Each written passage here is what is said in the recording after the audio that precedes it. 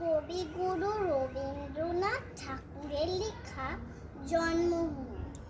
সার্থক জনম আমার, জন্মেছি এই দেশে।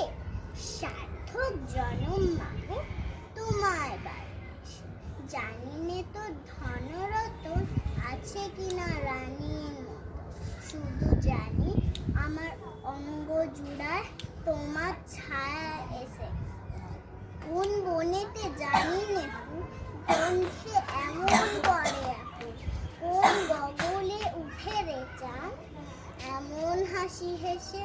আঁখি মেলে তোমার আলো প্রথম আমার চোখ জুড়ালো, ওই আলোতেই নয়ন রেখে মুছব নয়ন শেষে।